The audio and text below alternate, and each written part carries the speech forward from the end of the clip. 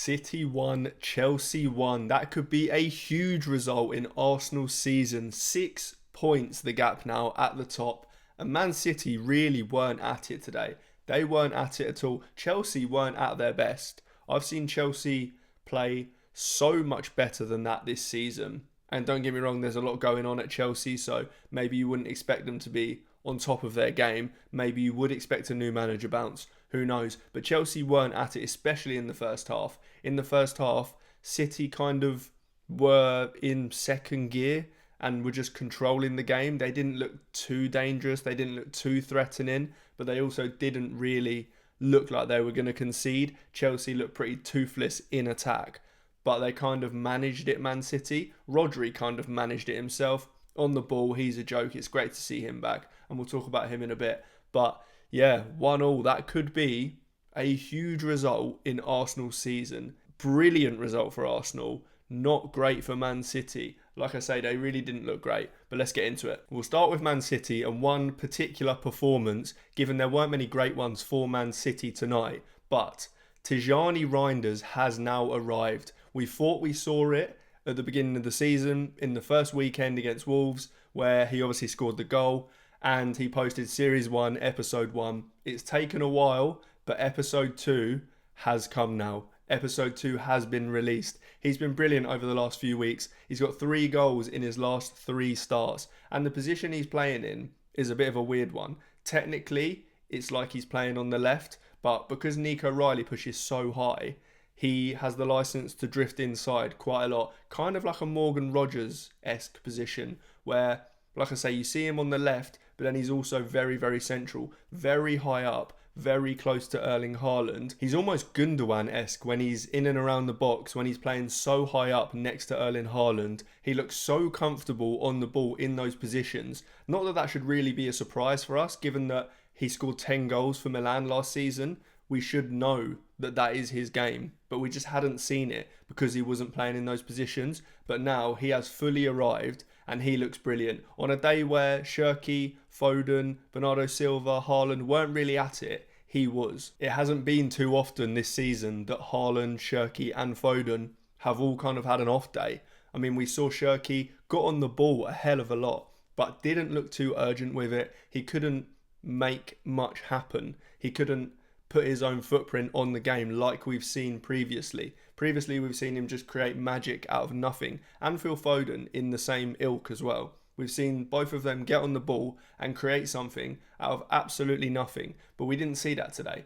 Neither of them, Foden nor Shirky. Haaland had a little bit at times, could have done better with 1 or 2 chances, but he really wasn't given much because the likes of Foden, the likes of Shirky, the likes of Bernardo Silva couldn't put their footprint onto the game. But one other player I want to touch on from Man City, probably the only other good performance aside from Reijnders, it is great to see Rodri back on the football pitch. He absolutely dictated the game in the first half. Don't get me wrong, second half it was a different game. He couldn't put the imprint he wanted to on the game, but first half, when he got his foot on the ball, he could do whatever he wanted with it. He was gliding past players, he was pinging balls with his left foot, with his right foot, making line-breaking passes. He was doing it all, and it really is great to see him back on the football pitch. He makes the game of football look so easy, and I think that City are going to need him if they want this title charge to still happen, which maybe doesn't even look likely anymore. They're 6 points behind now,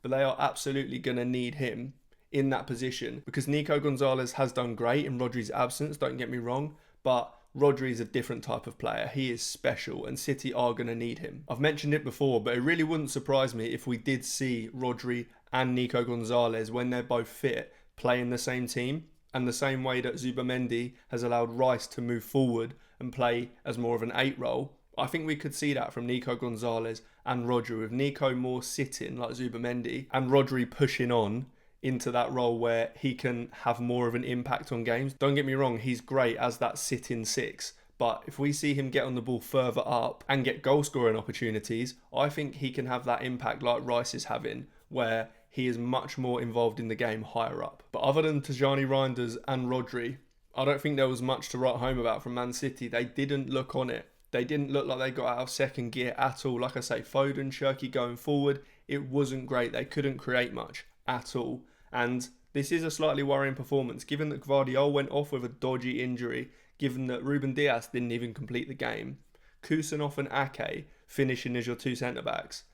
It doesn't look great. But on to Chelsea, and you could see that goal coming. Every time I watch them, seem to be so different in the first half to how they are in the second half. When I watched them against Aston Villa the other day, they absolutely dominated Aston Villa in the first half. They didn't get the goals they needed to finish that game off in the first half. But Aston Villa had nothing. It was partly Aston Villa playing poorly in that game, but Chelsea really did dominate them. It was almost a City-esque performance where they had all of the ball.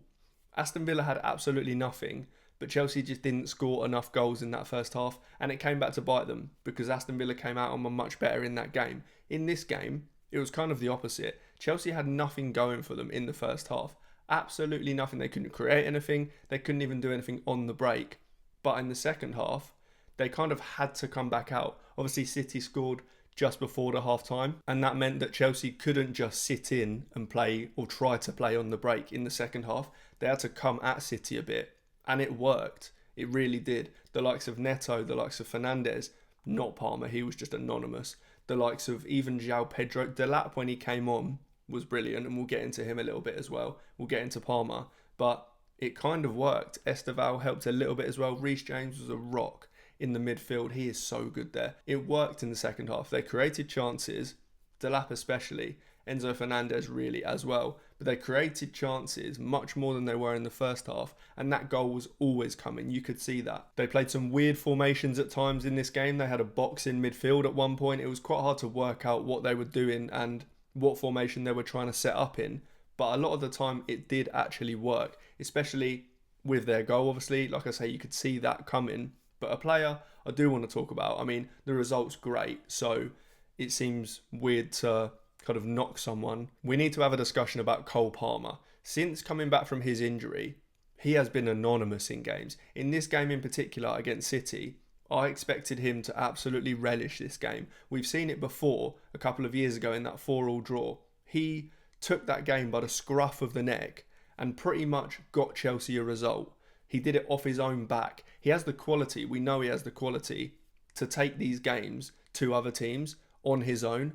But we really haven't seen that in the last few games since he's come back from injury. And I think with the World Cup looming, he needs to sort himself out, or Chelsea need to find a position for him where he can get back to that, because he is absolutely anonymous in games. He was a passenger today, and we need to see something different from Chelsea, from Palmer, if he wants to be in and amongst that World Cup team, because there isn't a shortage of other players in his position right now that are performing. You think of Bellingham, you think of Foden, you think of Morgan Rogers. All of these guys are performing at a better level than Cole Palmer right now. Even though Cole Palmer has the quality, he has to show it before the World Cup. But that is a huge 2 points dropped for Man City, a massive 2 points drop. That puts them 6 points behind Arsenal now. And almost like we've seen in the past where everything goes for City when they're looking at a title charge.